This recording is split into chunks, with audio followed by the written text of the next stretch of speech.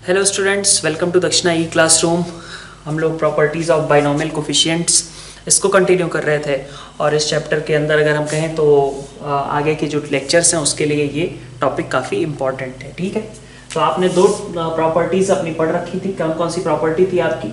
एक प्रॉपर्टी थी NCR upon NCR minus one is N minus R plus one upon R, और दूसरी property थी NCR plus NCR minus one is equal to N plus one CR। क्या था?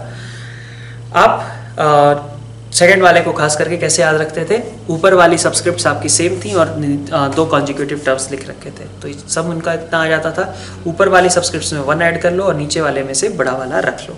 ठीक है, अब अपन कुछ इसी तरीके की चीज़ें आगे भी बनाने वाले हैं। ठीक है, तो नेक्स्ट प्रॉपर्टी है, ये भी बड़े काम की है, R इंटू NCR। ठीक है, तो R इंटू NCR ये कैसे, ये अगर आप सिंप्लीफाई करो तो आपको दिखेगा ये क्या है, n factorial upon R factorial n minus R factorial.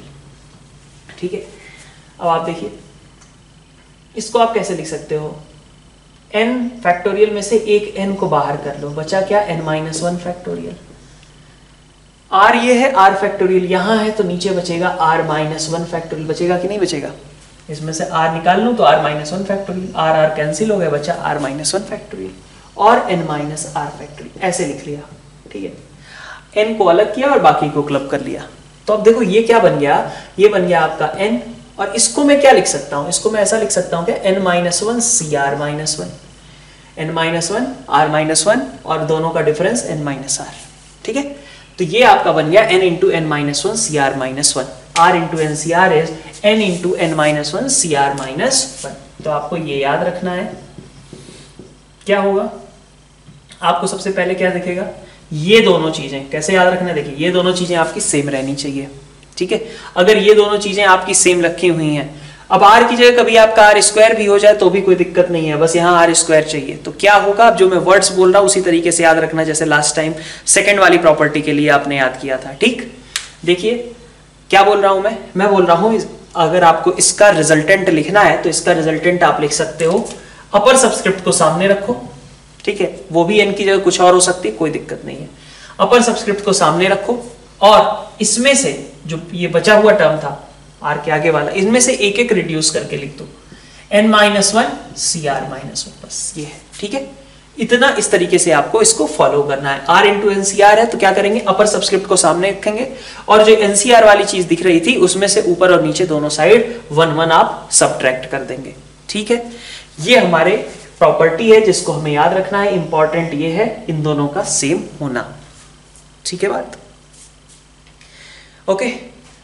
इससे रिलेटेड अपन एग्जांपल्स लेते हैं, लेकिन उसी के पहले ठीक है इसको थोड़ा सा और मैनिपुलेट करके देखते हैं कि इसका एक और मैनिपुलेशन है जो कि हमारे लिए समेशन ऑफ सीरीज में यहीं से जनरेट होगा। ठीक है, लेकिन समेशन ऑफ सीरीज में काफी काम देगा। ठीक है, तो आप देखिए इसको, NCR है ना, NCR upon n is equal to, मैं लिख लेता हूं n minus one CR minus one upon R। लिख सकता हूं कि नहीं, NCR upon n is equal to n minus one CR minus one upon R। ठीक है, ओके। अब आप एक काम करो, n को n प्लस वन से रिप्लेस कर दो। ठीक है, और R को R प्लस वन से रिप्लेस कर दो, तो कोई दिक्कत थोड़ी ना है। n की जगह आप n प्लस वन लिख लो, R की जगह आप R प्लस वन सब्स्टिट्यूट कर दो, तो क्या बन जाएगा, n plus one CR plus one upon n plus one is equal to, ये बन जाएगा आपका n माइनस वन का n बन जाएगा CR, है ना, R की जगह R प्लस वन रखा और नीचे फिर से ऐसा कुछ। ठीक है, तो आपको ये प्रॉपर्टी याद रखनी है, NCR upon R plus one is equal to n plus one CR plus one. कैसे याद रखेंगे, देखिए NCR है ना अपॉन उस R से जस्ट आगे, ये वाला कोरिलेशन आपको सबसे पहले ऑब्जर्व होना चाहिए। ठीक है, NCR upon R plus one रहे। ठीक है, तो आप लिख सकते हो कैसे, ऊपर वाली चीज को एक एक बढ़ा दो, n plus one CR plus one. ठीक है, और नीचे आप लिख दो इसी को n प्लस वन। ठीक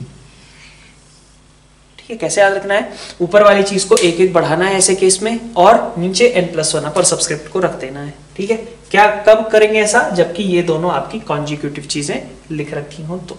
ठीक है, तो ये दो बहुत ही इंपॉर्टेंट फॉर्मूले हैं। एक्चुअली दो टाइप के समेशन सिर्फ इन्हीं दोनों फॉर्मूलों से आपको करने हैं। ठीक है, तो आपको इसे याद भी रखना चाहिए। ठीक है, तो ये इनसे रिलेटेड कुछ एग्जांपल्स ले लेते हैं हम। तो ये 4 आपके पास क्वेश्चंस टाइप सही हैं, ठीक है। देखिए आप कैसे देख सकते हो इसे, 4394 C51 है ना। तो क्या ऑब्जर्वेशन होनी चाहिए सबसे पहले कि भाई इन दोनों का डिफरेंस क्या है, 43 है। तो अपन लिख सकते हैं ना इसको 43 एज इट इज रखा, 94 C43 ऐसा लिख सकते हो। जब ऐसा आपने लिखा तो आपको एक चीज फिर से ऑब्जर्व हुई कि ये और ये सेम है, और ऐसे में क्या करना था आपको, ये फॉर्मूला यूज करना था। ये फॉर्मूला क्या बोलता था, ये बोलता ये था कि आप अपर सबस्क्रिप्ट को सामने रख दो और इस बची हुई टर्म जो थी ये वाली है ना, इसमें से आप एक एक सब्ट्रैक्ट कर दो। तो 93 C42 ये आपका बन गया, ठीक है। अब आप चाहो तो इसको फर्दर कुछ कर सकते हो क्या, नहीं यहाँ पे तो कोई पॉसिबिलिटी नहीं है क्योंकि इनका डिफरेंस कितना आ जाएगा, 91 आ जाएगा, ठीक। तो ये आपका इसके लिए एक और फॉर्म हो गया, ठीक है। बेनिफिट क्या है अभी मैं समझाता हूँ आपको इन फॉर्मूलों से, ठीक है। मतलब लास्ट के नहीं, इन 2 फॉर्मूलों का हेल्प अभी बताऊंगा मैं कि कहाँ पे लेंगे, ठीक है। अब आप देखिए नेक्स्ट चीज, इसमें आपको क्या ऑब्जर्व होगा, इसको क्लब करना है अगर तो 37 तो 36 को थोड़ा देर के लिए साइड किया, 37 81 C37, तो आप इसको क्लब करो पहले। तो आप आंसर क्या लिखोगे, आप लिखोगे 36 इंटू, यहां पे आप बोले कि अपर सबस्क्रिप्ट आप सामने रख देते हो और इसमें से आप एक एक सब्ट्रैक्ट कर देते हो, तो 80 C36, ठीक है। फिर आप देखो अब 81 को आपने अलग किया, आपको दिखा 36 इंटू 80 C36, ठीक है, ठीक है। 36 इंटू 80 C36, फिर से आप देखो ये दोनों आपकी चीजें सेम हो गई, तो आप क्या लिख सकते हो 81, ठीक है। 81 तो पहले से था, यहां पे आप क्या करोगे, ये दोनों सेम थे तो अपर सबस्क्रिप्ट को नीचे ले आओगे 80, और जो ये बची हुई टर्म है 80 C36, इनमें से 1 1 सब्ट्रैक्ट कर दोगे, दिस गिव्स यू 79 C35, ये आपका करेक्ट आंसर हो जाएगा, ठीक, ठीक है, ओके। अब इस पे आते हैं, इस पार्ट में देखिए इसमें क्या आपने ऑब्जर्व किया, इसमें का डिनोमिनेटर में कुछ है और जो है वो इन दोनों के बीच का डिफरेंस 1 है, ठीक है। तो आपका ये फॉर्मूला लगेगा, ठीक है। क्या होता था इसमें, एक एक बढ़ा दो और नीचे अपर सब्सक्रिप्ट, ठीक है, ये हो जाता है। फिर इसी तरीके से यहां पे देखो, यहां पे आप एक हिस्सा आपका पहले इतना देखें अगर, ठीक है, तो चलो 1/32 को अभी साइड रखा और इतने पोर्शन को मैंने क्लब किया, तो क्या बनेगा, ये दिखा मुझे r और r+1 है ना। तो क्या बन जाएगा, ऊपर वाले में एक एक ऐड करो 72 C31 और नीचे वाले में अपर सब्सक्रिप्ट, ठीक है। फिर आपको दिखा अभी फर्दर क्लब हो सकता है ना, फर्दर आप 1/72 को साइड कर लो, 72 C31/32, फिर से दोनों के बीच का 1 का गैप है, तो फिर से देखिए आप 1/72 तक तो ठीक था, अपर सब मतलब ऊपर वाली टर्म में आप एक एक ऐड कर लोगे, तो एक एक ऐड करोगे तो 73 C32 अपॉन, है ना, नीचे क्या हो जाएगा अपर सबस्क्रिप्ट 73, ठीक है। तो ये आपका सिंप्लीफाइड हो गया, ठीक है। अब इसका यूज क्या है वो देख लेते हैं। इसका यूज ऐसे होगा कि जब आप समेशन के फॉर्म में लिखते हो तो समेशन के फॉर्म में आप आर वेरिएबल टर्म्स रखते हो, ठीक है, एन तो आपका फिक्स रहता है लेकिन आर आप वेरिएबल टर्म को लेते हो, है ना। तो आर जब आप वेरिएबल टर्म को लेते हो, जैसे आप लास्ट लेक्चर में आपने फर्स्ट वाले फॉर्मूले का जो एप्लीकेशन किया था, फर्स्ट प्रॉपर्टी का जो एप्लीकेशन सबसे लास्ट वाला क्वेश्चन किया था, थर्ड क्वेश्चन, ठीक है, उसमें भी आप देख सकते हो उसको समेशन के फॉर्म में आपने रिप्रेजेंट किया, आर आपने वेरिएबल क्वांटिटी कंसीडर की और एन आपका फिक्स था। तो इससे बेनिफिट क्या मिला, इससे बेनिफिट ये मिला कि ये जो प्रोडक्ट में एक बार को अगर आपने उस टर्म को ऐसी कोई टर्म बन रही थी समेशन के आगे, आपने उसको ऐसे लिख दिया तो आपका ये वेरिएबल था, जबकि एन आपका कैसा है, कांस्टेंट है, और यहां से आपको काफी हेल्प मिल जाएगी, ठीक है। इसी तरीके से यहां पे भी देखिए आपके पास आर तो वेरिएबल था लेकिन अगर आपने उसको पलट के ऐसे लिख दिया तो इससे आपका डिनोमिनेटर कांस्टेंट हो गया और इससे भी आपकी हेल्प मिल जाएगी। तो एक तरीके से न्यूमरेटर से वेरिएबल टर्म को हटाने के लिए समेशन करते टाइम न्यूमरेटर से वेरिएबल टर्म हटाने के लिए हम इस फॉर्मूले का और डिनोमिनेटर से हटाने के लिए हम इस फॉर्मूले का यूज करेंगे, ठीक है। तो इस चीज को अभी के लिए हाईलाइट कर भी लो, ठीक है, कि this is used to remove variable term, variable R, ठीक है, वेरिएबल आर फ्रॉम समेशन, ठीक है, वेरिएबल आर हट गया और उसकी जगह एक कांस्टेंट एन आ गया। उसी तरीके से यहाँ पे, ठीक है, variable R from summation from numerator term, ठीक है, फ्रॉम न्यूमरेटर, ठीक है, फ्रॉम न्यूमरेटर टर्म। और सेम चीज यहाँ पे, ठीक है, फ्रॉम डिनोमिनेटर, डिनोमिनेटर से हम आर को एन में कन्वर्ट कर लेंगे। तो नेक्स्ट जो प्रॉपर्टी है हमारे पास, ठीक है, 4 नंबर है शायद, हाँ 4 नंबर है ना। तो 4 नंबर प्रॉपर्टी हमारे पास है के सी के, है ना, के प्लस 1 सी के प्लस 2 सी के। ध्यान दो, अपर सबस्क्रिप्ट वेरी कर रहा है, लोअर सबस्क्रिप्ट आपका फिक्स रह रहा है, और अप टू एन सी के, है ना, के प्लस 1 के प्लस 2 के प्लस 3 ऐसे करते करते एन तक पहुंच गए। तो इसका सम जो आता है दिस इज एन प्लस 1 सी के प्लस 1, ठीक है, दिस इज एन प्लस 1 सी के प्लस 1, ठीक है। तो ये कैसे हुआ इसके बारे में देखते हैं, थोड़ा प्रूफ पहले देख लेते हैं ना, फिर इसके एग्जांपल्स देख लेते हैं। प्रूफ देखिए, ठीक है। प्रूफ के लिए आपने क्या किया, एक हल्की सी ट्रिक है, क्या है, के सी के 1 है ना, तो आप 1 लिखने की जगह आप इसको ऐसे लिख दीजिए, के सी के लिखने की जगह इसको के प्लस 1 सी के प्लस 1 लिख दीजिए, तब भी 1 ही रहेगा। के प्लस 1 सी के प्लस 2 सी के, इन सबको जैसा है वैसे ही छोड़ दीजिए एन सी के तक, ठीक है। अब आप देखो, अगर आप इन दोनों का एडिशन करते हो, पहले और दूसरे टर्म का, तो इन दोनों के एडिशन से क्या बनेगा, इन दोनों का एडिशन देखो, सेकंड प्रॉपर्टी यूज होगी। सेकंड प्रॉपर्टी क्या स्टेट करती थी कि अगर ऐसा 2 कॉन्जिक्यूटिव टर्म्स लिख रखे हैं तो आप क्या करो, ऊपर अपर सबस्क्रिप्ट में आप 1 ऐड कर दो और लोअर सबस्क्रिप्ट में बड़ा वाला रख लो, तो रख लिया, ठीक है। ये आपकी 2 टर्म्स क्लब हो गई। नेक्स्ट टर्म के प्लस 2 सी के, ठीक है, फिर इसके आगे होगा के प्लस 3 सी के, है ना, के प्लस, है ना, ऐसा कुछ होगा एन सी के तक। अब देखिए आप, अब क्या हुआ, अब ये यहां से फिर से ये दोनों क्लब हो गए, ये दोनों ने क्लब होके क्या बनाया, इन दोनों ने क्लब होकर के प्लस 2 मिलके के प्लस 3 हो गए, और नीचे वाले में बड़ा वाला रख लो, ठीक है। फिर आप देखो के प्लस 3 सी के इसके बगल में था ही, अब ये मतलब फिर से अपने आप क्लब होना शुरू कर देगा, कितना बन जाएगा, इन दोनों का सम के प्लस 4 सी के प्लस 1 हो जाएगा। फिर आगे के प्लस 4 सी के लिखा ही होगा, इसके आगे के प्लस 4 सी के लिखा ही होगा, सब ऐड होने लग जाएंगे। तो हर बार एडिशन करने पे क्या बन रहा है, एक पैटर्न जैसी चीज दिख रही है। हर बार जब आपने इन दोनों टर्म्स को क्लब किया तो आप क्या बना लिए, के प्लस 2, है ना। फिर आपने इन दोनों को क्लब किया, आप क्या बना लिए, के प्लस 3, ठीक है। तो के प्लस 2 तक का क्लब किया तो बना क्या लिया आपने, के प्लस 3। तो ऐसे ही आप n तक जब क्लब करोगे तो आपका बन जाएगा, जब आप n तक क्लब करोगे तो आपका बन जाएगा n प्लस 1। और देखिए हर बार यहां तो के प्लस 1 ही आ रहा है ना, के प्लस 1 के प्लस 1 के प्लस 1, तो यहां भी आपके पास के प्लस 1 बच जाएगा, ठीक है।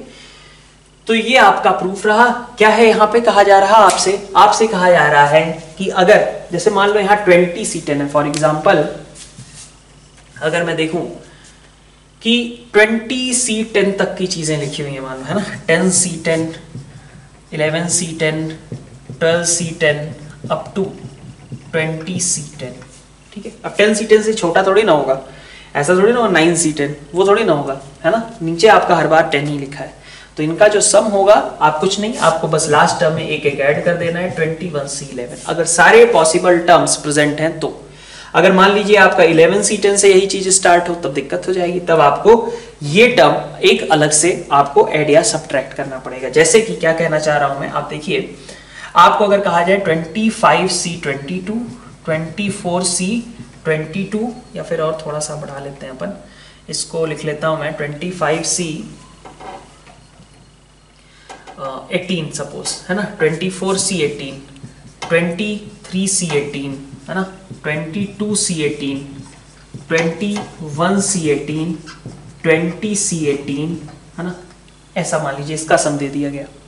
तो आपको सबसे पहली चीज क्या चमकनी चाहिए कि ये 20 के अलावा अभी 19 C18 और 18 C18 हो सकते थे। बहुत अच्छी बात है कि हमें ये कॉन्जिक्यूटिव सारे टर्म्स दे दिए गए, 25, 4, 23, 22, 21, ठीक है, दे दिया गया, बहुत अच्छी चीज है, कोई दिक्कत नहीं। लेकिन आपने 18 और 19 मिस कर दिया है, क्योंकि यहाँ पे 18 C18 और 19 C18 भी पॉसिबल होते, और अगर सारे पॉसिबल टर्म्स होते तो आप सब क्या लिखते, सम आप लिखते इन दोनों में, मतलब सबसे बड़ी वाली चीज में 1 1 ऐड कर देते, यही करते। तो अगर आपको इसका सम दे दिया जाए तो आपको क्या करना पड़ेगा, आप लिख दो कि अगर सारी टर्म्स होती तो आंसर होता आपका 26C90, तो आपका आंसर होता 26C90, ये आपका आंसर होता। लेकिन कुछ चीजें मिसिंग है, कौन कौन सी? एक टर्म है 19C18 और एक टर्म है 18C18, ठीक है। अगर वो होते तब इतना होता, तो उनको तो हटाना पड़ेगा ना, उनको तो सब्ट्रैक्ट करना पड़ेगा। ये जो फाइनल आपने क्लब करके लिखा है उसमें से आप सब्ट्रैक्ट कर दो किसको, 19C18 और 18C18 को, ठीक है। और ये आपका करेक्ट आंसर हो जाएगा यहाँ, ठीक है। तो आपको देखना पड़ेगा, कभी कभी ऐसी चीजें दी जा सकती हैं जिसमें कुछ चीजें मिसिंग हो, ठीक है। तो आप मिसिंग चीज को काउंट करके आंसर लिख दो, कोई दिक्कत नहीं है, ठीक है, लेकिन बाद में उन्हें सब्ट्रैक्ट कर दो। तो वो नेक्स्ट आप देखिए, आपके पास ये उसी फॉर्मूले से रिलेटेड कुछ डिफरेंट सीरीज दी हुई हैं, इनका सम आपको करना है ना। तो आप ट्राई कीजिए खुद से पहले। तो अगर मान लीजिए मैं इनका सम करता हूँ तो 10C10, 11C10, 12C10 है ना, अप टू 14C10, इनका सम आप देखिए, इनका सम आपका क्या हो जाएगा, इनका सम आपका हो जाएगा, देखो सारे टर्म्स प्रेजेंट हैं, 10, 11, 12, 13, 14, और कुछ तो नहीं हो सकता ना, 9C10 तो नहीं बनाओगे, तो इसका मतलब 10 से लेके 14C10 तक की सारी टर्म्स प्रेजेंट हैं, तो इसका मतलब सम कितना हो जाएगा, सबसे बड़े वाले में आप एक ऐड कर लो, 15C11, बस खत्म बात। नेक्स्ट आते हैं इसमें, इसके लिए देखिए ये क्या है आपका 23C20 से लेके 91C20 तक के टर्म्स हैं। तो आपको क्या स्ट्राइक किया कि ठीक है बाकी सब तो अच्छी बात थी, लेकिन हमें 20C20, 21C20, 22C20 ये तीन चीजें नहीं दी गई, ठीक है। तो अगर वो होती तो हम आंसर क्या करते, इसमें 1 ऐड कर देते, 92C21 लिख देते, लेकिन क्या नहीं है, जो नहीं है उसको हटा दो। क्या क्या नहीं है, 20C20 नहीं है, 21C20 नहीं है, 22C20 नहीं है, ठीक है, ओके। अच्छा आप चाहो तो इसकी वैल्यू निकाल सकते हो, अलग अलग फिर ऐड करो, या फिर आप इसको थोड़ा और सिंप्लीफाई कर सकते हो ना।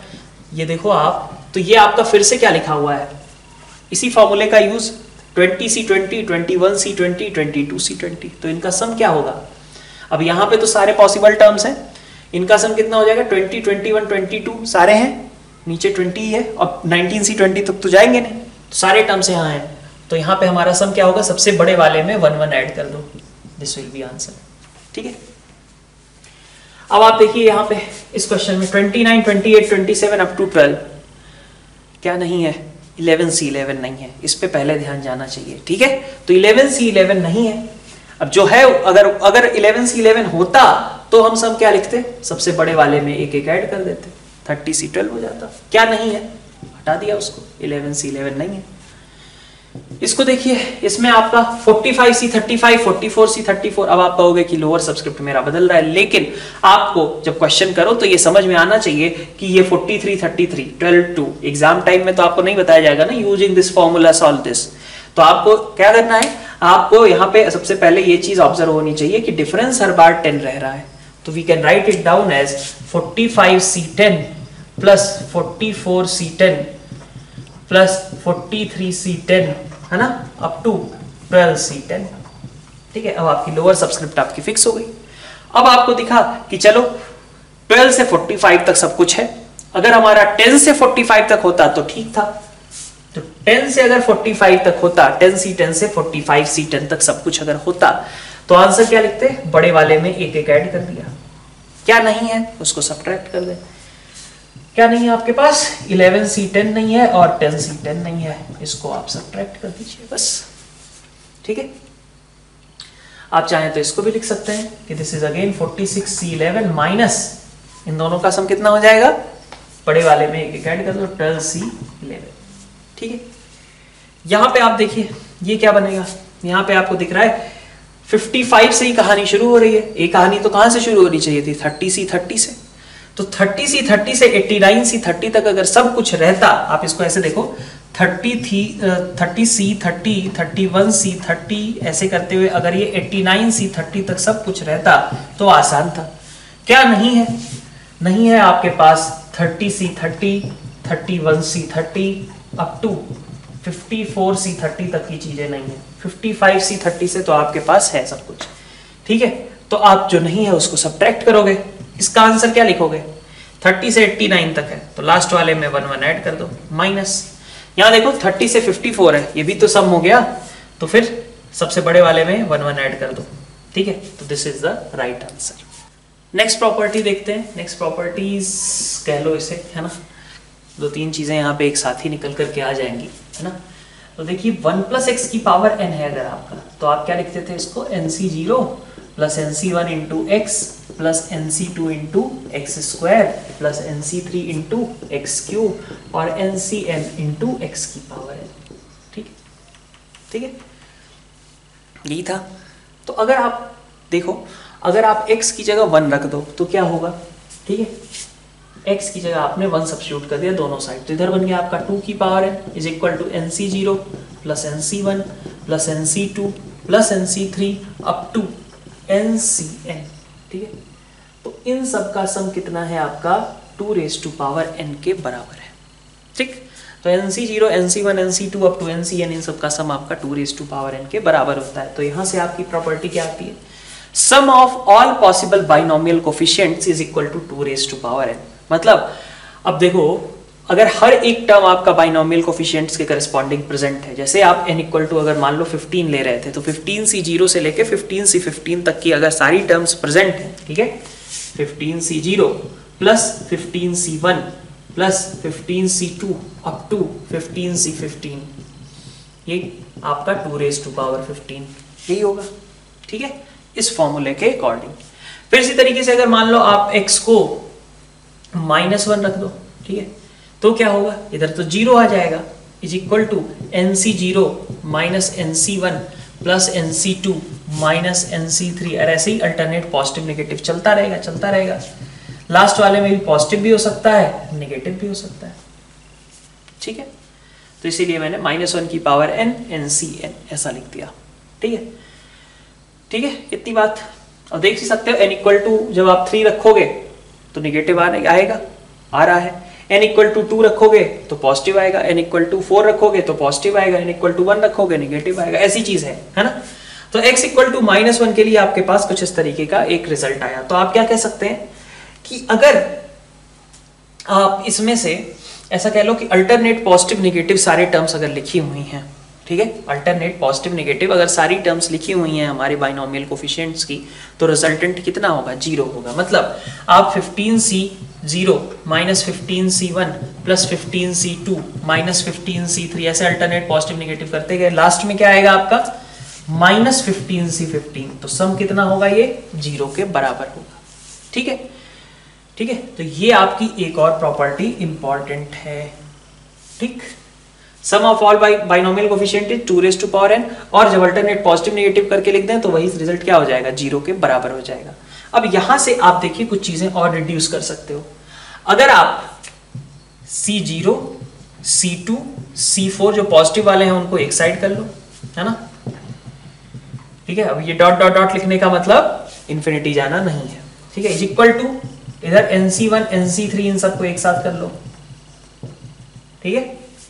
तो अगर आपके पास इस तरीके के इवन वाले सारे सब्सक्रिप्ट्स और ऑड वाले सारे सब्सक्रिप्ट्स एक साइड क्लब किए जाएं, तो दोनों आपस में कैसे आएंगे, इक्वल ही आएंगे ना भाई। nc0 + nc2 इन सब का सम कितना था, 0 था, तो nc0 nc2 nc4 इवन वाले सब एक side, is equal to negative वाले सब इधर भेज दो, कितना हो गया nc1 + nc3 + nc5। तो इस तरीके से हम बोल सकते हैं कि sum of all odd binomial coefficient, ठीक है, odd binomial coefficients is equal to sum of all even binomial coefficients, ठीक है। अच्छा, ये इवन ऑड की बात क्या है, इवन और ऑड किसको बोल रहे हैं, तो इवन ऑड इस तरीके से बोल रहे हैं जैसे ये 0 है ना, लेकिन है ये कौन से प्लेस पे, फर्स्ट है, फर्स्ट प्लेस में nc0 आता है, सेकंड प्लेस में nc1 आता है, थर्ड प्लेस में nc2 आता है, फोर्थ प्लेस में nc3 आता है। तो अगर देखा जाए तो ये t1 की टर्म है ना, t1 की टर्म है, ये t3 की टर्म है, ये t5 की टर्म है, ठीक है। तो ये ऑड प्लेसेस वाले बाइनोमियल कोफिशिएंट्स हैं और ये आपके इवन प्लेसेस वाले बाइनोमियल कोफिशिएंट्स हैं, और दोनों का सम आपस में बराबर आएगा अगर सारी पॉसिबल टर्म्स लिख रखी हो तो, ठीक है। सारी पॉसिबल टर्म्स अगर लिख रखी हैं तो ये और ये दोनों आपस में हमेशा बराबर आएंगे, ठीक है इतनी बात। अब यहां से एक और चीज निकल करके आ गई, ये भी आपका इंपॉर्टेंट हो गया ये वाला पॉइंट, ठीक है। एक और चीज यहां से निकल करके आई, क्या है वो, देखिए मान लिया ये अल्फा है तो ये भी अल्फा है, और अल्फा प्लस अल्फा ये लिखा हुआ है अल्फा, भाई इसमें अंदर क्या है, इसमें इवन वाले भी सब हैं ऑड वाले भी सब हैं, इवन वालों का भी सम अल्फा है, ऑड वालों का भी सम अल्फा है, तो 2 अल्फा कितना हो गया 2 रेज टू पावर n, ठीक है। तो अगर 2 alpha 2 raise to power n है तो अल्फा कितना हो गया 2 की पावर n माइनस 1। तो सिंपल सी बात है कि ये जो अल्फा है ये भी अल्फा है और इन दोनों की वैल्यू कितनी है 2 raise to power n minus 1 के बराबर है। ये वाला पार्ट भी आप इंपॉर्टेंट है, याद रखो, ठीक है। तो अगर आपके पास सारे पॉसिबल ऑड बाइनोमियल कोफिशिएंट्स दे रखे हैं तो उनका sum 2 raise to power n minus 1, सारे पॉसिबल इवन बाइनोमियल कोफिशिएंट्स दे रखे हैं उनका भी sum 2 raise to power n minus 1, और दोनों जब सब कुछ दे रखा है तो sum 2 raise to power n। Alternate positive negative है तो सम 0। ये 3-4 चीजें यहां से निकल करके आ गई आपके पास, ठीक है। अब इनसे रिलेटेड कुछ एग्जांपल्स देखते हैं। तो नेक्स्ट आप देखिए, है ना, प्रॉपर्टीज ऑफ बाइनोमियल कोफिशिएंट्स में अपन जो प्रॉपर्टी अभी पढ़े हैं उससे रिलेटेड क्वेश्चंस देख रहे हैं ना, एग्जांपल्स। तो आप देखो इनका सम कितना आएगा, तो 20C0 20C1 20C2 20C20 सारे पॉसिबल बाइनोमियल कोफिशिएंट्स लिख दिए गए विद रिस्पेक्ट टू 20, तो सम कितना होगा 2 रेज टू पावर 20, ठीक है। फिर आप यहाँ पे देखो, यहाँ पे 41C2 3 4 अप टू 40, तो अब सारे पॉसिबल बाइनोमियल कोफिशिएंट्स नहीं है, अगर सारे होते तो सम कितना होता 2 रेज टू पावर 41, लेकिन क्या क्या नहीं है, जो नहीं है उसको हटा दो। 41C0 नहीं है, 41C1 नहीं है ना, और 41C41 भी नहीं है, ये टर्म्स आप रिमूव कर दो। फिर अपन इस पे आते हैं, यहाँ पे देखिए 55C3 55C5 55C7 दिख रहा है क्या आपको कि ये सिर्फ ऑड वाली सब्सक्रिप्ट्स फॉलो हो रही हैं। ऑड वाली सब्सक्रिप्ट्स कहाँ होती हैं, इवन प्लेसेस पे होती हैं, ठीक है। तो मतलब इवन प्लेसेस केवल फॉलो हो रहे हैं, लेकिन उनमें भी सारे नहीं है, क्योंकि 55C1 हो सकता था, नहीं है, 55C55 हो सकता था, वो भी नहीं है। तो अगर सब कुछ होता तो सम क्या बोलते आप, सब कुछ होता तो सम बोलते 2 raise to power n minus 1, 2 raise to power n minus 1 ये बोलते ना आप सम। लेकिन क्या नहीं है, जो नहीं है वो हटा दीजिए। क्या नहीं है आपके पास, 55C1 नहीं है, ठीक है। 2 की चिंता नहीं करनी, क्योंकि 2 तो हम पहले ही हटा चुके हैं। हम किसको फॉलो कर रहे हैं, ऑड सब्सक्रिप्ट्स को, यानी इवन प्लेस टर्म्स को, इवन वाली टर्म्स T2 T0 T4 इन सारी टर्म्स को हम फॉलो कर रहे हैं, है ना। T0 नहीं, T2 T4 T6 इन सब टर्म्स को फॉलो कर रहे हैं, है ना। तो 55C1 नहीं है आपके पास, और क्या हो सकता था, ऑड सब्सक्रिप्ट्स के नाम पे आपके पास 55C55 हो सकता था, वो भी नहीं है। तो इन दोनों को आपने हटा दिया, ठीक है। This will be correct answer, ठीक है। नेक्स्ट क्वेश्चन नंबर 4 में जरा दिमाग लगाइए आप। क्वेश्चन नंबर 4 में, है ना, यहाँ पे क्या कहा जा रहा है आपसे, देखिए मैं बताता हूँ आपको, पहले आप खुद से सोच लो इसे कैसे करेंगे। आप देखो यहाँ पे क्या किया गया है, आप देखो अब सीरीज आपकी अधूरे में छोड़ दी गई, 0 से चले और 9 पे छोड़ दिया। ना तो हम इवन वाला फॉलो कर रहे हैं, ना तो ऑड वाला फॉलो कर रहे हैं, कुछ भी नहीं कर रहे हैं। हम 0 से चले और 9 तक सब कुछ लिखा, फिर हम आगे लिखना भूल गए, ऐसा कुछ हुआ, ठीक है। तो इनका सम कैसे निकलेगा, तो इसका सम निकालने के लिए आप देखो जरा सा, ठीक है। 19C0 है ना, 19C0 19C1 कितनी टर्म्स है, पहले तो आप ये नोटिस करो 10 टर्म्स है। अगर सारी टर्म्स लिखी जाती तो कितनी होती, 20 होती। 19C0 से लेके 19C19 तक टोटल कितनी होती, 20 टर्म्स होती। आपके पास हैं कितनी टर्म्स, यहाँ पे 10 टर्म्स है, मतलब आधी हैं। तो ऐसा नहीं है कि आधी है तो आंसर भी आधा हो जाएगा, ऐसा थोड़ी ना होता है, ठीक है। देखो क्या है, 19C0, ठीक है, 19C0 plus 19C1 plus 19C2 up to 19C19। अगर सब कुछ रहता तो आप सम क्या बोलते, आप सम बोल देते कि ये सम होगा 2 रेज टू पावर 19, लेकिन आपकी कहानी बीच में रुक गई। क्या हुआ, 19C0 से लेकर के जो दिया गया है उसको एक साइड कर लेते हैं, 19C2 अप टू 19C9 ये सब दिए गए हैं आपके पास, ठीक है। और क्या नहीं दिया गया है, नहीं दिया गया है आपको 19C9 19C10 19C19, ठीक है। अगर सब कुछ होता तो सम कितना आ जाता, 2 की पावर 19, ठीक है।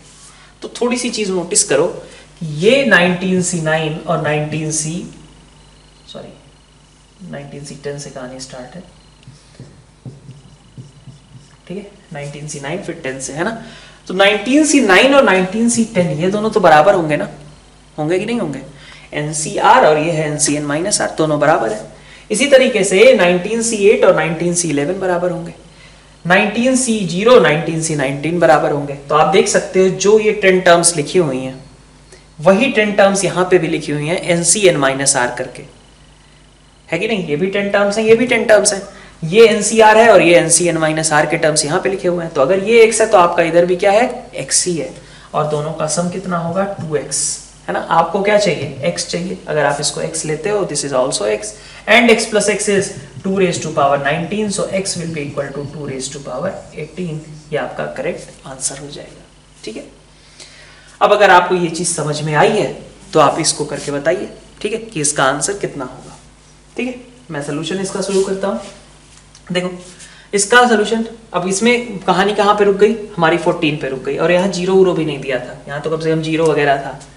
तो यहाँ पे देखो आपके पास सारे टर्म्स नहीं है, ऐसा नहीं है कि बीच तक के सारे टर्म्स हैं। आप देखो कि अगर आप 30C0 से स्टार्ट करते, 30C1 लिखते, 30C2 लिखते, और अप टू आप 30C14, ठीक है, इनको मैं एक साथ ही ब्रैकेट में डाल ले रहा हूँ जो मुझे चाहिए, और प्लस आगे क्या बचता है? 30C15, 30C16, है ना, अप टू 30C30, ये अब सब लिखते तो 2 raised to power 30 होता, ठीक है। अब आप देखिए जरा, 30C14, 14 यहाँ पे आया, है ना।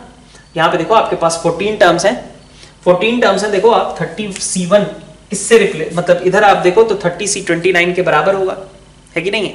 30C1 आपका 30C29 के बराबर, 30C2 आपका 30C28 के बराबर, ऐसा ही होगा, ठीक है। तो आप देखो जरा, 30C14 आपका 30C16 के बराबर। तो 16 से 29 वाली चीजें जो हैं, 16 से 29 वाली चीजें वो यहां पे ऊपर भी लिखी हुई हैं, है ना। 30C1 मतलब 30C29, 30C2 मतलब 30C28, 30C3 मतलब 30C27, 30C14 मतलब 30C16, ठीक है। तो आप इसको कैसे लिख सकते हो? अगर आप इसको x बोलते हो तो आपके पास क्या क्या लिखा है? 30C0 प्लस क्या लिखा हुआ है, ठीक है, 30C0 लिखा हुआ है, प्लस क्या लिखा हुआ है आपके पास? ये x है, तो इसको मैंने x ही लिखा, प्लस 30C15 तो किसी से कंपेयर नहीं हो रहा ना, 30C15 तो अपना अलग है, उसको किसी से आप मतलब किसी के साथ क्लब नहीं कर रहे हो, है ना, x के साथ तो नहीं आएगा। 30C16 से आपके ये टर्म्स आना शुरू होंगे, कहां तक आएंगे? 30C16 से लेकर के 30C29 तक आएंगे। तो 30C16 से लेके 30C29 तक की चीजों को भी तो आप सम करके x बोल सकते हो। अगर ये x है तो उनके करस्पॉन्डिंग NCN-R का भी तो सम कितना है? x है।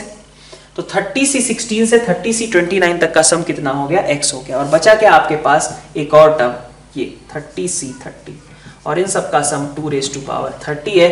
यहां से आप x निकाल लो, तो x क्या निकलेगा आपका? 2 raised to power 30 -1, ठीक है, -30C15 by 2, ठीक है, ये x की वैल्यू आ जाएगी, ठीक है। तो इस तरीके की भी चीजें दी जा सकती हैं, ऑड इवन तो है ही, और इसके अलावा सीरीज बीच में अधूरी छोड़ दी गई, तो उसको कैसे करना है? NCR और NCN-R का कंपैरिजन करके सॉल्व करना है। तो प्रॉपर्टीज से रिलेटेड एक लास्ट क्वेश्चन देखते हैं। यहाँ पे क्या कहा गया है? लेमडा निकालना है आपको, NC0 + NC1, NC1 + NC2, NC2 + NC3, है ना, अप टू ये दिया गया है ना, is equal to lambda into something, then find lambda, ठीक है। तो आप सोचो सबसे पहले इसको, ठीक है, मैं इसको एक बार को एक्सप्लेन करता हूँ क्या क्या चीजें यहाँ पे आपको समझनी चाहिए, क्या क्या चीजें स्ट्राइक कर सकती हैं आपको, ठीक है। तो आप देखो सबसे पहले आप इसको देख सकते हो क्या कि हमारे पास NC0 + NC1 आपका फॉर्मूला आपको पता होता है, NC1 + NC2 फिर से फॉर्मूला पता होता है, लेकिन उन फॉर्मूलों से अपर सबस्क्रिप्ट में बन क्या जाता है? n+1 बन जाएगा ना, हर बार आपके पास n+1 बन जाएगा, ठीक है। तो और यहां पे आपको चाहिए क्या? जो आउटकम है इधर आपका, उसमें आपको NC1 NC2 यही चाहिए आपको प्रोडक्ट के फॉर्म में, ठीक है, ओके। तो ऐसे में आप क्या कर सकते हो, ठीक है। तो देखो आप लेमडा को अगर आपको लिखना है, पहले मैं मान लो उसी फॉर्मूले से करने की जाता हूं, ठीक है। देखो क्या बन सकता है, NC0 plus NC1, NC0 plus NC1 ने बना दिया N+1 C1, है ना। फिर इसने क्या बना दिया N+1 C2, ठीक है। फिर इसने बना दिया N+1 C बड़ा वाला 3, है ना। अप टू कहां तक, यहां पे आपके पास आ गया N+1 C बड़ा वाला n, ठीक है। लेमडा निकालना है ना, तो लेमडा निकालने के लिए अपन डिवाइड कर दें बाकी टर्म से, NC1 NC2 NC3 up to N+1 नहीं सॉरी NCn-1, ठीक है क्या, है ना। NCn-1, ठीक, इज इक्वल टू लेमडा, ठीक है। अब एक चीज और नोटिस कर सकते हो तुम, थोड़ा सा ऊपर में हमारे पास कितने टर्म्स है देखो जरा, n, नीचे में कितने हैं n-1, थोड़ा सा इसमें मिसमैच है। उस मिसमैच को कवर कैसे कर सकते हैं हम, NC0 डाल के डिनोमिनेटर में, एक टर्म कम है ना, तो एक टर्म मैं 1 मान लेता हूं इंटू 1, और उस 1 को मैं यहां पे लगा देता हूं। तो NC0 से मैं शुरू करता हूं, तो मैंने क्या किया बेसिकली NC0 से डिनोमिनेटर में मल्टीप्लाई कर दिया, तो कोई फर्क थोड़ी ना पड़ा, यहां पे आपका NCn आ गया, ठीक है। ऊपर में अब हमारे पास n टर्म्स हैं, नीचे में हमारे पास सॉरी NCn-1, ठीक, नीचे में हमारे पास n टर्म्स हैं, ऊपर भी n टर्म्स नीचे भी n टर्म्स। क्या किया हमने, डिनोमिनेटर में कुछ नहीं, बस NC0 एक और डाल दिया, उससे क्या हुआ, n चीजें ऊपर भी n चीजें नीचे भी, और इससे फायदा मिला हमें lambda is equal to N+1 C1 upon NC0, इसको अलग कर लें, इंटू ऐसे ही N+1 C2 अपॉन NC1, है ना, okay, N+1 C3 upon NC2, ठीक है, और लास्ट में हमारे पास है N+1 Cn अपॉन NCn-1, ठीक, ये प्रोडक्ट आपका लेमडा है, ठीक है। अब इसको सिंप्लीफाई करते हैं, ठीक है, सॉरी लेमडा इधर लिखा ही था, ठीक है। तो कितना आ जाएगा देखो, पैटर्न एक ऑब्जर्व करने की कोशिश करेंगे, N+1 फैक्टोरियल, मतलब सीधा ही देखते हैं, N+1 C1 तो खैर क्या होगा, N+1 होगा, और नीचे NC0, मतलब ये आ रहा है सिंपल N+1। फिर आगे बढ़े, इसमें देखा यहाँ कितना आएगा, अब ये कोई फॉर्मूला थोड़ी ना है, इसमें ऐसा नहीं है ना कि ये r और इन दोनों का डिफरेंस 1 है तो वो फॉर्मूला अप्लाई कर लें n-r+1 अपॉन r, फर्स्ट वाली प्रॉपर्टी, वो थोड़ी कर सकते, क्योंकि यहाँ अपर सब्सक्रिप्ट ही बदल चुकी है, तो आपको पूरा प्रोसेस करना पड़ेगा। तो N+1 factorial upon 2 factorial n-1 factorial, ठीक है, और इंटू NC1 का डिवाइड करना है, तो 1 अपॉन, ऐसे ही लिख लेते हैं अपन, n, बल्कि थोड़ा सा रुक जाओ, इसको सिंप्लीफाई कर लिया पहले N+1 C2 को, N+1 C2 को सिंप्लीफाई करोगे तो क्या आएगा, यहाँ से N+1 और n को बाहर निकाल लो, तो N+1 और n को बाहर निकाल लिया तो बचा क्या, n-1 factorial, n-1 factorial cancel हो गया, तो बचा nn+1/2 इंटू आपका NC1 से डिनोमिनेटर भी है, तो NC1 आप डाल दो, और तो 1 अपॉन n, ठीक है। ये आपकी पूरी सेकेंड टर्म हो गई कि नहीं, तो ये आपके पास आ गया n+1 इंटू, यहां से आप देखो ये साफ nn+1/n, तो कट गया n+1 अपॉन 2, ठीक है, ये आपका n+1/2 हो गया। फिर आप नेक्स्ट इसके लिए देखो, थर्ड टर्म क्या बन रही है, तो थर्ड टर्म में आपके पास आएगा n+1 factorial upon 3 factorial n-2 factorial, और इंटू यहां से देखें तो यहां से आपके पास 2 factorial n-2 factorial upon n factorial, तो ये कितना बन जाएगा आपका थर्ड टर्म, देखो n फैक्टोरियल ने इसको डिवाइड किया, कितना आएगा n+1, तो n+1 आ गया, और n-2 तो साफी है, तो यहां बच गया n+1/3, ठीक है। ऐसे ही अगले वाले में चेक करोगे n+1/4, है ना, n+1/4, और सबसे लास्ट वाले में चेक करोगे it will give you n+1/n, ठीक है। तो प्रोडक्ट क्या हो गया इन सबका, n+1 raise to power n upon n factorial which should be equal to lambda, ये आपका आंसर हो जाएगा लेम्डा के लिए, ठीक है। तो कभी कभी इस चीज तरीके के मैनिपुलेशंस भी आपको थोड़े कैलकुलेशन के साथ करने पड़ सकते हैं, और यहाँ पे हम प्रॉपर्टीज ऑफ बाइनोमियल कोफिशिएंट ये टॉपिक एंड कर रहे हैं, ठीक है। अब आगे आपको क्या करना है, आगे अब आपको जिसके लिए ये सारी मेहनत करी थी वो शुरू करना है, that is summation of series, ठीक है। तो आप देखो उसमें क्या है कि 4 टाइप्स या 5 टाइप आप मैक्सिमम कह लो, 4-5 टाइप्स के आपके पास मतलब सीरीज होंगी, पहले तो हमें आइडेंटिफाई करना पड़ेगा किस तरीके की सीरीज है ना, और सीरीज का नेचर आइडेंटिफाई करने के बाद आप नेक्स्ट काम क्या करोगे, आप सबका एक एक प्रोसीजरल मेथड होगा, ठीक है। तो लोग कई बार उसमें घबरा जाते हैं, क्या होता है कि कैलकुलेशन थोड़ी ज्यादा होती है कंपैरेटिवली, ठीक है। तो कैलकुलेशन ज्यादा होती है, कई लोग मिस्टेक कर जाते हैं या फिर करने का ही नहीं मन किया या फिर डर गए देख करके, ठीक है। तो ऐसा कुछ नहीं है, आप उस प्रोसीजरल मेथड को अगर फॉलो करोगे तो आप आंसर तक हर बार पहुंचोगे, ठीक है। आपको बस करना क्या है, उन 4-5 टाइप्स को पहचानना है कि क्वेश्चन जो आपका लिखा हुआ है वो 4-5 में से कौन से टाइप का है, और फिर उसका प्रोसीजर जैसा आपको बताया जाएगा उसी तरीके से आपको अप्लाई करना है, ठीक है। तो थोड़ा सा कैलकुलेटिव है, लेकिन टफ कहा जाए तो टफ चारों में से सिर्फ 4-5 जो भी टाइप्स हैं उनमें सिर्फ एक टाइप है जो थोड़ा सा आपको अपनी ओर से दिमाग खर्च करना पड़ता है, बाकियों में आपको बिल्कुल मेहनत करने की जरूरत नहीं पड़ती, ठीक है। तो पहले तो अपन बाकी जो आसान चीजें हैं उनको ग्रेस्प करेंगे, टफ वाले पे अपन फाइट मारेंगे, ठीक है। तो टाइप 1 है आपका when term containing R is present in numerator, ठीक है। Term containing R is present in numerator, इसको अपन डिस्कस कर रहे हैं। तो देखिए इसमें क्या होगा, पहले समेशन फॉर्म है, समेशन फॉर्म है और समेशन मतलब आपको कोई सीरीज दी गई थी, आपने उसको पहले समेशन फॉर्म में कॉम्पैक्ट फॉर्म में रख लिया और आर आपको दिख रहा है न्यूमरेटर में, ठीक है। वेरिएबल क्वांटिटी आपको न्यूमरेटर में दिख रही है। तो पहले मैं बता देता हूँ मेथड क्या है, फिर मैं बताता हूँ उस मेथड का मतलब क्या है, ठीक है। Use are into N C are, ये वाली प्रॉपर्टी जो थी R into N C R, क्या होता था, अपर सबस्क्रिप्ट सामने और एक एक कम करके लिख दो, n into N minus one C are minus one. तो use are into N C are, ये दोनों सेम होने चाहिए थे, है ना। R into N C r is equal to n n minus one C are minus one, ये वाला फॉर्मूला हमें यूज करना होगा। किस केस में, जबकि term containing R is present in numerator. तो कैसे भी करके हमें इन दोनों को सेम करने की कोशिश करनी होगी और फिर हमें कुछ अप्लाई करना होगा ये वाला फॉर्मूला, उससे हमारे लिए चीजें आसान हो पाएंगी, ठीक है।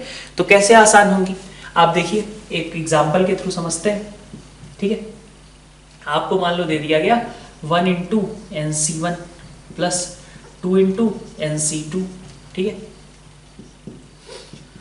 3 into N C three plus 4 into N C four, है ना, up to n into N C N, मान लीजिए ये दे दिया गया, ठीक है, ओके।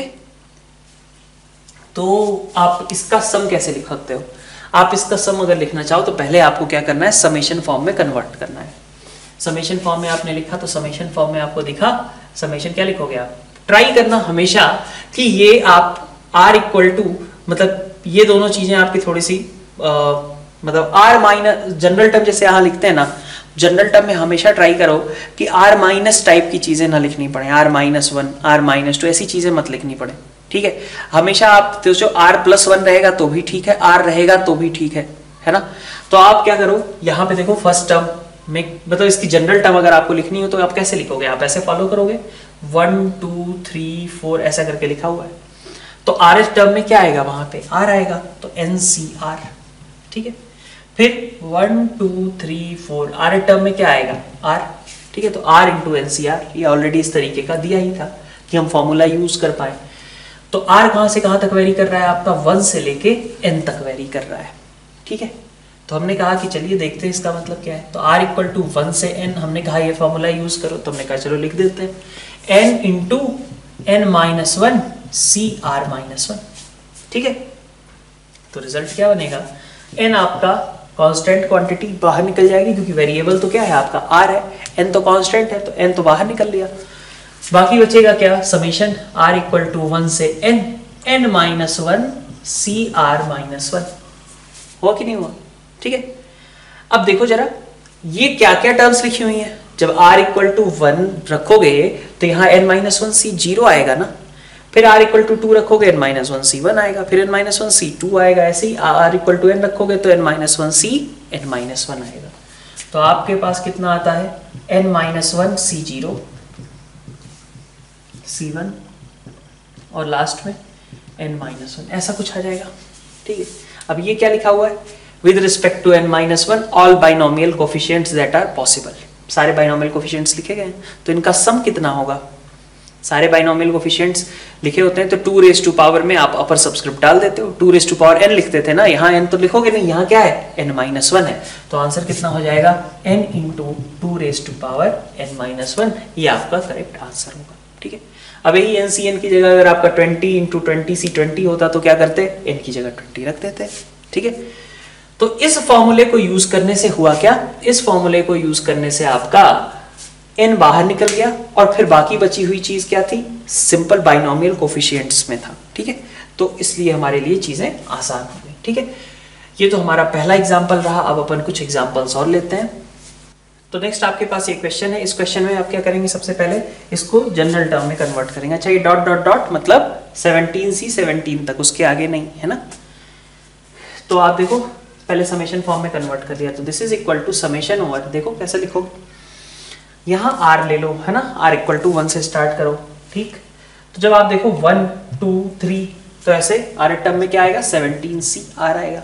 ठीक है, अच्छा आप ऐसे थोड़ा सा इसको थोड़ा सा और अच्छे से सोचने की एक बार कोशिश करो कि 1 है जब r तो ये 5 है, 2 है तो 8 है, 3 है तो 11 है। आप ऐसे कर सकते हो कि 5 8 11 इस AP का आप r टर्म देखो, आप ज्यादा बेहतर रहेगा आप ऐसे करो। देखो r इक्वल टू 1 है ना, देखो 5 फिर 8 फिर 11, 3 का गैप आ रहा है, तो 3 का गैप आ रहा है तो आप 3r लिख दो, आप बंद करो और 3r लिख दो।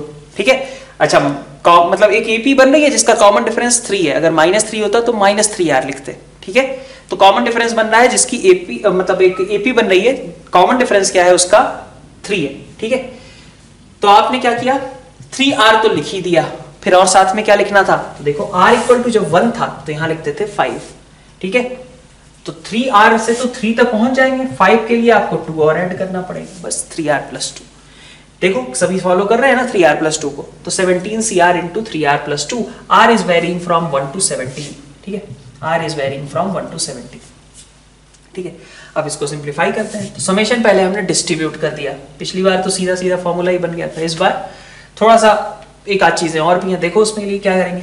तो 3 समेशन डिस्ट्रीब्यूट करें, r इक्वल टू 1 से 17, r इंटू 17 CR है ना, 3r इंटू 17 CR लिख लिया, प्लस और क्या बचा हुआ है 2, आप 2 इंटू 17 CR है तो 2 कॉन्स्टेंट, r इक्वल टू 1 से 17 CR ये लिखा हुआ है। ठीक, अब आप देखिए 3 इंटू है ना, इसको क्या लिखोगे आप, फॉर्मूला अगर इस पर यूज करो तो फॉर्मूले के अकॉर्डिंग r इंटू NCR क्या देगा, 17 इंटू 16 CR-1।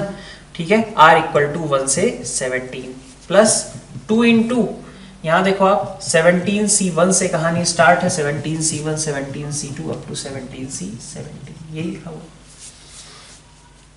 तो आपके पास इधर क्या आया, 17 आपका कॉमन होके बाहर निकल गया, मतलब 51 के साथ ब्रैकेट आपका कैसे स्टार्ट होगा समेशन का, अगर लिखे 16C जब r को 1 रखोगे तो 0, तो 16C 0 से लेकर के 17 रखोगे तो 16C 16, सारे टर्म्स प्रेजेंट है। फिर यहाँ देखो 2 इंटू, यहाँ पे आप देखो जरा ध्यान से, 17C1 से कहानी शुरू हुई है, 0 मिसिंग है, तो आपको सम क्या लिखना पड़ेगा, 2 की पावर 17 होता अगर हम 17C0 को रखे होते। ठीक है, और यहाँ पे आप क्या लिखोगे 51 इंटू, इसमें हमें कोई दिक्कत नहीं है, इसमें सब कुछ प्रेजेंट है, तो 2 रेज़ टू पावर 16 प्लस कितना आया 2 रेज़ टू पावर यहाँ से 18 माइनस कितना आया 2। ठीक है, ये आपका करेक्ट आंसर हो जाएगा। ठीक है, तो अब हमने एक आध एग्जांपल्स तो कर लिए, अब थोड़ा सा थ्योरी को इसी के जो हमने r इंटू NCR का फॉर्मूला यूज करना ये तो हमें पता चल गया, तो इससे कुछ स्पेशल रिजल्ट्स डिराइव कर लेते हैं जो हमारे क्वेश्चंस के लिए डायरेक्टली यूजफुल हो जाए। तो देखते हैं यहाँ पर कुछ ऑब्जर्वेशंस है ना, मेथड तो वही रहने वाला है, r into NCR, r equal to आपका मान लीजिए 0 से लिखे या 1 से लिखे कोई फर्क नहीं है ना, आप चाहो 0 से भी लिख सकते हो क्योंकि r इक्वल टू 0 का एनीवे कंट्रीब्यूशन कितना है यहाँ पे 0 ही है, तो r इक्वल टू 1 लिखो चाहे 0 लिखो उससे कोई फर्क नहीं पड़ता। ठीक है, चलो मैंने 0 ही लिख लिया है ना, r इक्वल टू 0 से। ठीक, तो r इंटू NCR की जो हमारे पास टर्म्स हैं इनका अगर हम देखें तो हमने अभी बोला कि ये क्या होगा n into n-1 CR-1, r equal to 0 से n। ठीक है, n आपने बाहर निकाल लिया, समेशन ओवर लगा n-1 CR-1 r equal to 0 से n। ठीक है, अच्छा एक चीज आप और ऑब्जर्व कर सकते हो कि जब आप r इक्वल टू 0 रखोगे तो आप बोलोगे कि अभी तो यहाँ -1 बन रहा है, ऐसे कैसे पॉसिबल है, तो वो तो किसके करस्पॉन्डिंग बना है, आर इक्वल टू 0 के करस्पॉन्डिंग। उसके लिए हमें कुछ समेशन करने की जरूरत थी क्या, आर इक्वल टू 0 का तो एनीवे कंट्रीब्यूशन 0 ही था, तो मैथमेटिकली इसमें कुछ भी रॉन्ग नहीं है। ठीक है, आपको दिख सकता है कि ये थोड़ा सा रॉन्ग दिख रहा है मुझे क्योंकि यहाँ -1 बनने के चांसेस हैं, बट मैथमेटिकली रॉन्ग नहीं है क्योंकि वो एब्सर्डिटी किसके रिस्पेक्ट में आ रही है, 0 के रिस्पेक्ट में, जो कि मतलब इस टर्म में जो 0 था उसके लिए हमने ये सब कर दिया। ठीक है, तो उसका एनीवे कोई कंट्रीब्यूशन नहीं है, इसलिए हम ऐसा लिख करके कंटिन्यू कर सकते हैं। एब्सर्ड टर्म के करस्पॉन्डिंग आपका क्या दिख रहा था, 0 ही था, जिसको आपने कुछ यहाँ पे अजीब सा लिख लिया था। ठीक है, तो उसका कोई सिग्निफिकेंस नहीं है। आप चाहो तो ऑल दो इसको फिर से कन्वर्ट कर लो कि भाई यहाँ नहीं है, मुझे नहीं पसंद कि यहाँ 0 रहे और यहाँ निगेटिव हो जाए, तो आप लिख लो इसको n r इक्वल टू 1 से n -1 cr -1। ठीक है, और r इक्वल टू 0 का कंट्रीब्यूशन आप अलग से देख लो, तो r इक्वल टू 0 के करस्पॉन्डिंग तो एनीवे क्या मिलना है आपको, 0 ही मिलना है। ठीक है, तो खैर ये तो हमारी कहानी हो गई। ठीक है, काम पे आते हैं वापस से। r इंटू NCR हमारा इसके बराबर हुआ, और इसका मतलब आप देख सकते हो यहाँ पे कि क्या बनेगा, n इंटू n-1c सबसे छोटी चीज, जब r इक्वल टू 1 रखोगे तो n-1c 0, ठीक है, से ले करके जब n रखोगे तो n-1c n-1, तो ये कितना हो गया, n इंटू 2 की पावर n-1। ठीक है, तो r इंटू NCR का अगर आपको समेशन करना है तो आप डायरेक्टली रिजल्ट याद रख सकते हो। क्या, एक बार ये फॉर्मूला लगा है, एक बार फॉर्मूला लगने का इफेक्ट क्या हुआ है, इफेक्ट ये हुआ है कि अपर सबस्क्रिप्ट आपकी सामने आ गई है, समेशन करने के बाद जो रिजल्ट आया वो क्या है, अपर सबस्क्रिप्ट आपकी सामने आ गई है। NCR था ना, अपर सबस्क्रिप्ट आपकी सामने, और 2 की पावर 1 रिड्यूस हो गई है। फॉर्मूला कितनी बार लगा था, एक बार लगा था। इतनी चीजें केवल ऑब्जर्व किया अभी। ठीक है, r इंटू NCR का समेशन किया तो हमारे पास अगर r इक्वल टू 0 से n तक या r इक्वल टू 1 से n तक सारे टर्म्स थे तो उनका कंट्रीब्यूशन कितना आएगा, तो हमने कहा अपर सबस्क्रिप्ट सामने आ जाएगी। और चूंकि एक बार फॉर्मूला लगा था, अब सुनो इस बात को, चूंकि एक बार फॉर्मूला लगा था, कैसे याद रखेंगे, चूंकि एक बार फॉर्मूला लगा था इसलिए 2 की पावर n की जगह कितना हो गया, n-1 हो गया। ठीक है, अब इस बात को हम आगे कंटिन्यू करते हैं।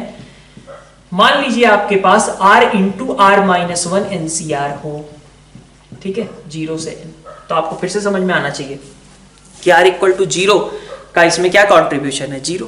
भाई r इक्वल टू 0 रखोगे तो 0 बनेगा, r इक्वल टू 1 रखोगे तो भी 0 ही बनेगा। तो मतलब r इक्वल टू 0 से स्टार्ट करें या 2 से स्टार्ट करें कोई दिक्कत नहीं है, बातें सेम ही है। तो आप देखिए जरा इससे क्या बन गया, r इक्वल टू 0 से n, r इंटू NCR आपने क्लब किया तो n इंटू n-1 CR -1। ठीक है, अच्छा एक r-1 अभी बाहर है ना, तो r इक्वल टू 0 से n, n into n-1 CR -1 r-1, ये चीजें लिखी हुई हैं। n आपका कॉमन निकाल लिया आपने, बाहर कर दिया समेशन से, तो यहाँ पे r इक्वल टू 0 से लेकर के n आ गया। ठीक है, अब फिर से दिखा मुझे कि अरे ये तो फॉर्मूला फिर से रिपीट हो सकता है क्योंकि ये दोनों चीजें सेम थी। ठीक है, तो अब ये दोनों चीजें सेम है तो आप फर्दर इसको सिंप्लीफाई कर लो, क्या बनेगा, n इंटू, ठीक है, समेशन ओवर, वही फॉर्मूला फिर से अप्लाई करेंगे तो क्या होता है, अपर सबस्क्रिप्ट सामने आ जाती है, कर दिया, और एक एक रिड्यूस कर दिया। ठीक है, r इक्वल टू 0 से n, तो आपका n और n-1 दोनों बाहर निकल गए और आपके पास आया क्या, r इक्वल टू 0 से n, n-2 CR -2। देखो आप फिर से आप ऑब्जर्व कर सकते हो कि r इक्वल टू 0 के करस्पॉन्डिंग एक एब्सर्ड टर्म बन रही है, r इक्वल टू 1 के करस्पॉन्डिंग भी अजीब सी टर्म बन रही है, लेकिन r इक्वल टू 2 से आपकी कहानी शुरू हो रही है और आपकी एक्चुअल कहानी r इक्वल टू 2 से ही स्टार्ट होती थी। 0 और 1 का इसमें कंट्रीब्यूशन कितना था, 0 ही था। तो this is same as n into n-1 summation over r equal to 2 से लेकर के n-2 CR -2, ऐसे लिख लिया। तो वैल्यू कितनी आई देखिए, n इंटू n-1। ठीक है, समेशन की टर्म्स अगर मैं लिखूं क्या क्या है, n-2 r को जब आपने सबसे छोटा 2 रखा तो c 0 से स्टार्ट किया, n-2 c 1, और सबसे बड़ी वैल्यू क्या बनेगी जब आप n रखोगे r को, तो n-2 c n-2 मतलब। ठीक है, अब ये लोअर लिमिट के करस्पॉन्डिंग, ये अपर लिमिट के करस्पॉन्डिंग। ठीक है, ये सारी टर्म्स बनेंगी और इनका सम कितना होता है, 2 की पावर n-2। तो this is equal to n-1 into 2 की पावर n-2। अब देखो, अब इसको मैं फिर से क्या बोलूंगा, पिछली बार मैंने क्या बोला था, ध्यान रहे, पिछली बार मैंने बोला था चूंकि एक बार फॉर्मूला लगा था इसलिए 2 की पावर 1 रिड्यूस हो गई थी और अपर सबस्क्रिप्ट आपकी सामने आ गई थी। ठीक है। यहां आपको क्या पता चल रहा है, यहां 2 बार फॉर्मूला अप्लाई हो रहा है ना, r और r-1 2 बार फॉर्मूला अप्लाई हो रहा है। तो जब आपका 2 बार फॉर्मूला अप्लाई होगा, ध्यान रहे r+1 नहीं हो जाना चाहिए, r और r-1 ही रहना चाहिए, ठीक है। तो जब आपका 2 बार फॉर्मूला अप्लाई होगा तो इफेक्ट क्या आ रहा है, 2 की पावर n-2 हो जा रहा है। एक बार फॉर्मूला अप्लाई हुआ था तो 2 की पावर n-1 था, ठीक है। और 2 बार फॉर्मूला अप्लाई हुआ तो n और n-1 आ गए। एक बार फॉर्मूला अप्लाई हुआ था तो n आया था। अब इसी चीज को अगर मैं फर्दर डायरेक्टली लिखना चाहूं एज अ रिजल्ट, तो यहां से मुझे जो पैटर्न मिल रहा है वो क्या स्टेट करता है कि अगर r r-1 और r-2 होते, ठीक है, r इक्वल टू कहानी अब चाहे आप 3 से स्टार्ट करो चाहे आप 0 लिख लो, कोई नुकसान नहीं है, ठीक है। अगर यहां से आप समेशन निकालते तो क्या होता, 3 बार आपको फॉर्मूला अप्लाई करना पड़ता। 3 बार जब आप फॉर्मूला अप्लाई करते तो रिजल्ट में क्या आता, n-1 और n-2, ये 3 टर्म्स आ जाती और 2 की पावर क्या आती फिर n-3। 3 बार फॉर्मूला यूज किया था तो n-3, ठीक है। तो ये आपका फर्स्ट, सेकंड और थर्ड मतलब एक तरीके से एक ऑब्जर्वेशन हो गया। ये पैटर्न आपको याद रखना है, डायरेक्टली हर बार पूरा सॉल्व करने की जरूरत नहीं है, आप इस पैटर्न को यूज कर सकते हो डायरेक्टली रिजल्ट्स लिखने में, ठीक है। एक और मैं आपको दिखा देता हूं, फोर्थ। अगर आपने इसका और इसका सम किया तो क्या बनेगा, समेशन r इक्वल टू 0 से n, ठीक है। इन दोनों का सम कितना होगा, इन दोनों का सम होगा r²। तो अगर आपको ऐसा कुछ दिया जाए r² NCR, तो आपको क्या करना चाहिए, आपको इसे पहले r 2 टाइम्स है ना, तो आप इसको थोड़ा सा इन पैटर्न्स को अगर आप डायरेक्टली यूटिलाइज करना चाहते हैं तो क्या करें, r इक्वल टू 0 से n, r एक को थोड़ा सा ब्रेक कर दो, r-1+1, ठीक है, इसको एक साथ ले लिया और इनटू NCR। तो this thing can be written as summation over r equal to 0 से n, r इंटू r-1 और इंटू NCR, तो r into r-1 into NCR, okay, plus NCR, ठीक है। समेशन इधर भी लग जाएगा, समेशन आपने एडिशन पे डिस्ट्रीब्यूट कर दिया, तो r इक्वल टू 0 से n, ये आपका आंसर हो जाएगा, ठीक है। अब ये फॉर्म आ गया तो अब तो डायरेक्टली आपके पास इसका भी रिजल्ट ऊपर लिखा हुआ है और इसका भी रिजल्ट ऊपर पता ही है आपको, ठीक है। तो ये तो खैर आपको पहले ही से पता है, इसमें तो क्या बताना है। और सॉरी r², हाँ ये NCR नहीं है, r इंटू 1 इंटू NCR है, तो r इंटू NCR ऐसा आ जाए, ठीक है। तो दोनों रिजल्ट्स आपको ऑलरेडी पता है, आप डायरेक्टली आंसर लिख सकते हो, ठीक है। तो अगर r² है तो पहले हमने उसको ऐसे ब्रेक किया और ब्रेक करके इन रिजल्ट्स को यूटिलाइज कर लिया। तो नेक्स्ट अपन ये क्वेश्चन देखते हैं। इसमें आप देखिए, इसमें भी सबसे पहले आपको समेशन के फॉर्म में बदलना पड़ेगा। 1 into 3 into 20C1, 3 into 7 into 20C2, 5 into 11 into 20C3, है ना, इस तरीके का। तो समेशन के फॉर्म में पहले क्लब करके लिख दिया। तो समेशन के फॉर्म में क्या बनेगा, देखो कैसे मैंने बोला था यहाँ पे इसको 1 से मतलब r से स्टार्ट करो, है ना, 1 2 3, तो 20CR ऐसा कुछ, है ना। अब देखो जरा, जो मैंने लास्ट टाइम जनरल टर्म लिखने के लिए बताया है, अभी कैसे बताया है कि आप इसको फॉलो करो, 1 फिर 3 फिर 5, है ना। तो एक AP के टर्म्स लिखे जा रहे हैं, इस AP का कॉमन डिफरेंस 2 है, तो आप 2r आंख बंद करके लिख दो, 2r लिख दिया, है ना।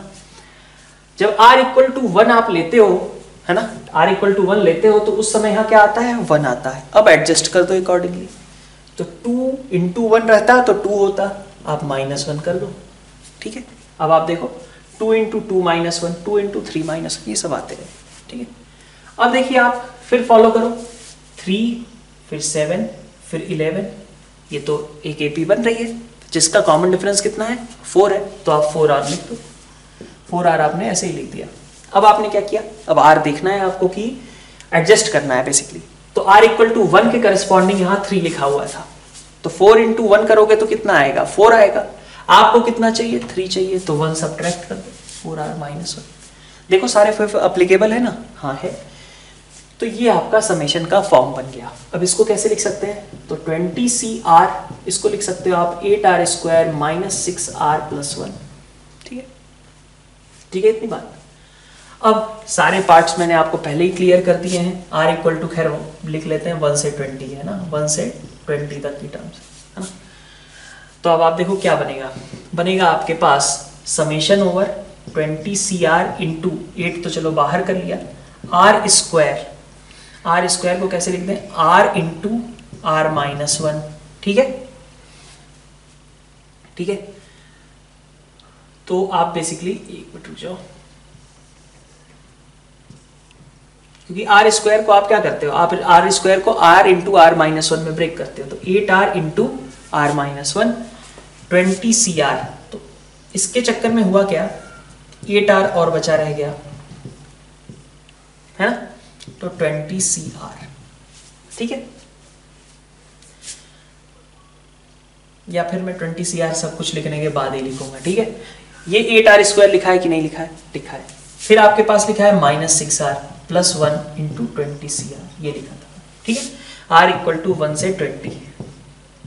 अब आपके पास बना क्या, आपके पास यहां से चीज आई 8 कॉमन, समेशन अगर डिस्ट्रीब्यूट करता हूं तो r into R minus one और 20cr इधर से ले लिया, r इक्वल टू 1 से 20 प्लस, ठीक है, 8r माइनस 6r 2r लिखा हुआ था, तो समेशन 2 बाहर निकाल लो, r इंटू 20cr और plus summation 20cr, r equal to 1 से 20 और r इक्वल टू 1 से 20। राइट, ये आपके पास चीजें मिल गई आपको, है ना। अब आप इन सब का सम जानते हो। इसका सम के लिए क्या करना है, हमें 2 बार फॉर्मूला अप्लाई करना पड़ेगा, 2 बार फॉर्मूला अप्लाई करना पड़ेगा। और देखो 20 से 20 तक की सारी चीजें हैं, और कहानी कहां से आपको स्टार्ट करनी थी, r इक्वल टू 2 से, है ना। r इक्वल टू 1 तक तो सब जीरो ही आएगा ना, r इक्वल टू 2 से आपको कहानी शुरू करनी थी। तो r इक्वल टू 2 से लेकर के 20 तक के सारे टर्म्स प्रेजेंट हैं। ठीक है, r इक्वल टू 2 से 20 तक के सारे टर्म्स प्रेजेंट हैं, तो आप सीधा आंसर लिख सकते हो कितना, 2 बार फॉर्मूला लगाया था। ठीक है, तो आंसर में क्या आएगा, n कितना है वो 20 है, लिख लेंगे अभी, n minus 1 2 raise to power n minus 2, ये होगा। ठीक है, n को 20 रख लेंगे, है ना। फिर देखिए 2 इंटू, इसमें देखो, इसमें एक ही बार फॉर्मूला यूज होगा, कितना आ जाएगा, n into 2 raise to power 20 minus 1। और यहाँ पे देखो जरा, अच्छा यहाँ पे भी आप देख लो, एक बार नोटिस कर लो पहले कि सारे टर्म्स प्रेजेंट है कि नहीं। कभी कभी ऐसा हो सकता है कि टर्म्स ही कम हो, ठीक है, तो उनको आपको सब्ट्रैक्ट करना पड़ेगा अलग से। ठीक है, जो टर्म नहीं है उनको इंक्लूड करके आंसर तो लिख दिया, लेकिन बाद में उनको सब्ट्रैक्ट कर दीजिए। तो जैसे यहाँ देखो आप, r इक्वल टू 1 से मतलब पहली रिलीवेंट टर्म आपकी स्टार्ट होगी। r इक्वल टू 0 का तो कोई सिग्निफिकेंस है नहीं, r इक्वल टू 1 से लेकर के कहां तक जानी चाहिए थी, 20 तक जाना चाहिए था। तो सारी टर्म्स आपकी 1 इंटू 20c1, 2 इंटू 20c2, सारे पॉसिबल टर्म्स जो हैं, जो रिलीवेंट हैं, वो आपके प्रेजेंट हैं। तो इसका मतलब आप आंसर सीधा लिख सकते हो। यहाँ पे देखो, यहाँ पे आपके सारे टर्म्स नहीं प्रेजेंट है, यहाँ पे आपकी पहली रिलीवेंट टर्म क्या बनती, 20c0 बनती, वो नहीं है। ये 20c1 से स्टार्ट हुआ है और 20c20 तक तो गया है, लेकिन 20c0 नहीं है। तो अगर 20c0 होता तो आप आंसर लिखते 2 की पावर 20, वो नहीं है तो आप उसको हटा दो, ये आपका करेक्ट आंसर हो जाएगा। n की जगह आप 20 रख लेना, है ना। तो 20 और ये हो गया आपका 19 और ये हो गया आपका 18, ये आपका करेक्ट आंसर हो जाएगा। ठीक है, ठीक। तो ऑल्दो r क्यूब के बारे में तो नहीं पूछा जाएगा मोस्ट प्रोबेबली कभी, क्योंकि थोड़ा कैलकुलेशन ज्यादा हो जाएगी, बट एक बार को देखते हैं उसके लिए भी थोड़ा बहुत पैटर्न बनाकर। तो एक बार देखो आप, अगर आपके पास r क्यूब एनसीआर आता है भाई, r माइनस 1 r माइनस 2 तक की बात तो आप कर ही चुके थे। ठीक है, तो अगर आपके पास मान लीजिए r क्यूब एनसीआर की कहीं सिचुएशन आती है, तो आप इसके लिए कैसे ब्रेक करोगे, आप इसके लिए इसको सबसे पहले 3 r के टर्म्स लिख लो, r minus 1 r minus 2, plus में नहीं जाना है, माइनस में जाना है ना, r माइनस 1 r माइनस 2। तो इनने क्या बना दिया, इनने बना दिया r क्यूब माइनस कितना हो जाएगा 3r स्क्वायर प्लस 2r। ठीक है, तो आपको 3r स्क्वायर ऐड करना पड़ेगा और 2r सब्ट्रैक्ट करना पड़ेगा, ऐसा कुछ हुआ ना, इंटू एनसीआर। तो चलिए ये वाली चीज तो आपकी आ गई कि r माइनस 1 r माइनस 2 और एनसीआर, ये तो आपके आगे उठ के। ठीक है, लेकिन अब फिर से दिक्कत, लेकिन ये दिक्कत आप पहले से जानते हो कि कैसे रिजॉल्व की जाती है। 3r square NCR minus 2 into 3 को मैं बाहर कर लेता हूं और 2 into summation over r into NCR. ठीक है, अब r स्क्वायर को आप ब्रेक कर लो जैसे अभी बताया था, और r को भी आप ब्रेक मतलब इसका डायरेक्टली आप रिजल्ट लिख सकते हो। ठीक है, तो इस तरीके से हम 3 कॉन्जुगेटिव टर्म्स में क्यूबिक था, तो 3 कॉन्जुगेटिव टर्म्स में हमने ब्रेक करके सॉल्व कर लिया। ऑल्दो इस तरीके का क्वेश्चन आने के चांसेस कम है, ठीक है, बट फिर भी आपको आना चाहिए। ठीक, तो यहाँ पे हमारा आज का ये लेक्चर एंड होता है। नेक्स्ट लेक्चर में हम टाइप 1 के ही एक अदर सब केस की बात करेंगे। अभी तक तो हमने इस तरीके का देखा है समेशन, जिसमें कि हर एक टर्म आपका पॉजिटिव था। अगर अल्टरनेट पॉजिटिव नेगेटिव हो तो क्या होगा, वहां से डिस्कशन स्टार्ट करेंगे टाइप 1। ठीक है, और एक और टाइप हम नेक्स्ट लेक्चर के अंदर कवर करेंगे। Thank you all.